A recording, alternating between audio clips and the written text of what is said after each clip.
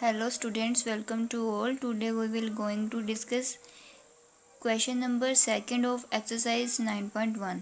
Here the question: a tree breaks due to storm and the broken part bends so that the top of the tree touches the ground, making an angle 30 degree with it.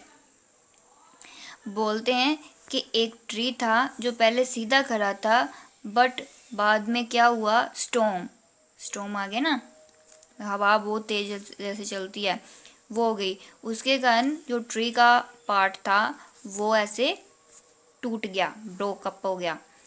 तो अब उसका जो tree का जो सबसे ऊपर वाला part था ना, जिसपे पत्तियां लगी होती हैं, वो ऐसे नीचे गिर गया, ठीक है।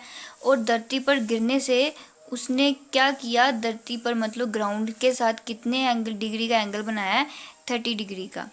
तो बोलते हैं the distance between the foot of the tree, किसकी डिस्टेंस ढूंढनी है, ये देखो, the distance between the foot of the tree ढूंढनी नहीं, मतलब बोला गया है कि जो डिस्टेंस है बिटवीन किसके किसके, ट्री के फुट के और to the point where the top touches the ground, और जिधर जाकर वो दरख्त गिरा है, ट्री गिरा है, वो डिस्टेंस दी गई है आपको 8 मीटर, ये आपको दी गई है, ठीक है।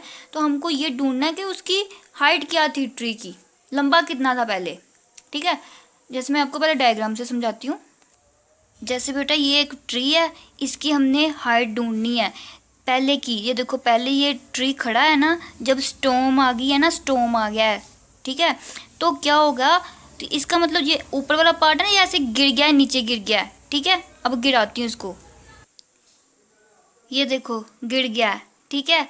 तो ये देखो जो डिस्टेंस है ना इस पेड़ की, फुट की और जो गिरने की, ये दी गई है आपको, ये देखो ये दी है आपको 8 मीटर, ये दी गई है। हमको पहले वाली ऊंचाई देखनी है, क्योंकि यहाँ से गिरा है ना, ये देखो यहाँ से गिरा है, हमको यहाँ वाली देखनी है, ठीक है। इसको पहले लेट भी कर लेना है। तो इसका हम अभी सॉल्यूशन करते हैं।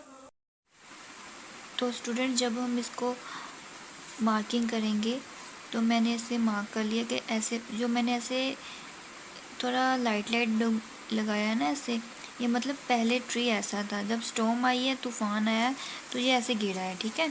तो मैंने जैसे ना, ये जो असली इसकी हाइट है जैसे डीबी है, ये एसी वो वाला पार्ट है जो गिर गया, ठीक है, ऐसे ट्री गिरा है ना नीचे, तो एसी। तो बी सी क्या है, हाइट है ट्री के फुट की, और जो ट्री जहाँ पर गिरा है, यहाँ देखो, और ये कितनी डिग्री का एंगल बना रहा है गिरने पर, ये देखो, making an angle with the ground 30 degree, ठीक है। तो जिनकी तो थोड़ी सी डायग्राम बनाने की प्रैक्टिस नहीं है, उसके लिए मैं एक अलग से बनाती हूँ डायग्राम, आप उससे देखना, ठीक है। वैसे असल में ऐसा कुछ हुआ है, ठीक है। पहले ट्री था, स्टॉर्म आने के बाद गिर गया है ट्री हमारा। तो आपने जो सिंपल सी डायग्राम बनानी है वो है कि डी भी एक हमारा ट्री था, और ये आधा टूटा है, मतलब ये देखो ऐसे टूटा है ना, पहले ऐसा था तो आधा टूट गया, ऐसे गिर गया। तो ये देखो, मतलब ये वाली चीज़ बेटा कौन सी है जो पहले ऐसे खड़ी थी, ठीक है, टूटने के बाद ऐसे हो गई है। मतलब अगर मुझे एसी पता चल जाए और ये ए बी पता चल जाएगा, तो मुझे पता चल जाएगा मेरी ट्री की हाइट क्या थी, क्योंकि ये वाली चीज़ तो ऐसे टूटने के पर बनी है ना, ये वाली अगर जैसे खड़ी हो जाएगी, ऐसे ये खड़ी हो जाएगा, तो पता चल जाएगा ट्री की हाइट क्या थी। तो ये देखो, ये आधी ट्री की हाइट है और आधी जो गिर गया, अगर मुझे इसकी और इसकी पता चल जाए, तो पता चल जाएगा ये इतनी, इसकी कितनी थी। तो मैंने इसको x मान लिया, इसको y मान लिया, और थोड़ी सी आपने जो थ्योरी लिखनी है कि लेट डी बी क्या है हमारा, जो एक्चुअली लेंथ थी किसकी, ट्री की, सबसे पहले स्टॉर्म के पहले, बिफोर। तो ए सी क्या है हमारा, ब्रोकन पार्ट है ट्री का, जिसको मैंने क्या मान लिया है, y। और बी सी क्या है, डिस्टेंस है between the foot of the tree and the broken head of the tree. Okay, अब क्या हमको क्या करना है, देखो मैंने बोला ना, ये और ये हमको पता करना है, ठीक है। तो पहले तो जो हमें पता है और जो हमें पता करने हैं उसमें पहले रिलेशन देखना है। तो पहले इसमें दो और इसमें रिलेशन देखो, क्योंकि पहले ट्री यहाँ से स्टार्ट करेंगे ना। तो ये देखो, जो डिग्री के थीटा के सामने वाली चीज़ होती है वो परपेंडिकुलर होती है। देखो तो परपेंडिकुलर और बेस में क्या रिलेशन होता है, ध्यान से देखना, बहुत ही इम्पोर्टेंट क्वेश्चन है। सोना चांदी टीन, पंडित बद्री प्रसाद हर हर बोले। दिस वन, परपेंडिकुलर और बेस में क्या रिलेशन है, ये देखो, जो पता करना है उसे ऊपर रखना होता है। तो क्या होता है, सिंपल से देख लो, ये परपेंडिकुलर बेस कहाँ आ रहा है, परपेंडिकुलर बेस क्या है, टैन है। तो ये देखो मैंने लिखा कि टैन थीटा हमारा क्या है, परपेंडिकुलर अपॉन बेस, और थीटा की वैल्यू क्या है 30। तो लिखेंगे tan 30 is equal to P क्या है हमारी, ये देखो मैंने पी मानी हुई अपनी एक्स है, बेस क्या है 8 है।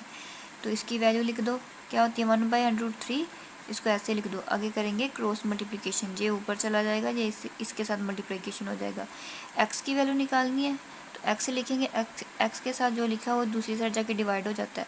तो बेटा आपने क्या करना है, कभी भी स्क्वायर रूट की वैल्यू को नीचे नहीं लिखते। तो पता क्या करते हैं, इसको ऊपर भी लिखते हैं, ऊपर वाले के साथ भी मल्टीप्लाई करते हैं और नीचे वाले के साथ भी करते हैं। जब इसको इसके साथ मल्टीप्लाई करोगे तो आ जाएगा 8√3। और देखो √3 इंटू √3 क्या होता है, मैंने बोला हुआ था, जब स्क्वायर रूट और स्क्वायर रूट दोनों साइड हो और बीच में सेम डिजिट लगा हो तो अकेला 3 आ जाता है, पता ना। √, जहाँ पर भी हो यहाँ पर भी हो, बीच में सेम है तो अकेला 3 आएगा, ठीक है। जैसे √9 इंटू √9, तो बेटा आंसर क्या आएगा 9। ये लिखना मत, ये समझाने के लिए था। आगे देखो, अब देखो हमको एक्स पता चल गया, अब हम देखेंगे वाई ढूंढते हैं। ये देखो, मतलब इसमें और इसमें रिलेशन देखते हैं, ठीक है। तो देखो ये नीचे क्या है, बेस है, ये तो हमें पता ही हाइपोटेन्यूज ही होता है। अब देखो बेस एंड हाइपोटेन्यूज में कौन सा रिलेशन होता है, ये देखो मिल गया, cos is equal to B upon H. तो आगे जाके लिखते हैं कोस 30 डिग्री 8 अपॉन वाई। तो ये देखो कोस 30 8 अपॉन वाई आ गया। तो देखो कोस 30 की वैल्यू क्या होती है, √3/2 इज इक्वल टू 8/y। इसकी करने हमने क्रॉस मल्टीप्लिकेशन, ये इसके साथ ये इसके साथ, 2 8 जा 16। y के साथ क्या लिखेंगे, जो इसके साथ था नीचे आ गया। स्क्वायर रूट कभी भी नीचे नहीं लिखते, तो आएगा √3 ऊपर भी √3 नीचे भी। इसको इसके साथ करेंगे तो आएगा 16 √3 अपॉन √3 इंटू √3 3। अब देखो, ये देखो x का भी पता चल गया हमें, y का पता चल गया। अब इसको दोनों को प्लस कर देते हैं, फिर पता चल जाएगा कि ये कितना था, है ना। तो x की जो वैल्यू आई है और जो y की आई है, जो x की आई है और जो y की आई है, दोनों को प्लस करते हैं अभी। अब ये देखो मैंने जस्ट लिख दिया कि हाइट ऑफ ट्री हम ढूंढने लगे हैं, देयरफॉर x प्लस y करना था। ये देखो मैंने वैल्यू दोनों की लिख दी। अब देखो दोनों सेम है नीचे, तो एक लिख दिया 3, है ना, दोनों एलसीएम सेम हो तो सिंपल आ सकता है। तो आगे हमने ऐसे लिख दिया, ऊपर वाली चीज़ एज इट इज़। अब देखो 8√3 16 √3, तो 16 में 8 डाले तो 17 18 19 20 21 22 23 24 √3 अपॉन 3। ये कटिंग हो जाएगी, 3 1 जा 3 और 3 8 जा 24। तो ये हमारे ट्री की हाइट आ गई बच्चे 8√3 m। Therefore height of the tree, height of tree क्या आई है 8√3 मीटर। ये आपका सेकंड सम था। अच्छे से इसको रिवाइज करके अपनी कॉपीज़ पर सुंदर सुंदर सा करना, और एग्जाम्पल नंबर 2 भी अपनी कॉपी पर सॉल्व कर लेना, वो भी बहुत ही इंपॉर्टेंट है और इसके साथ मिलती जुलती है। Okay bye.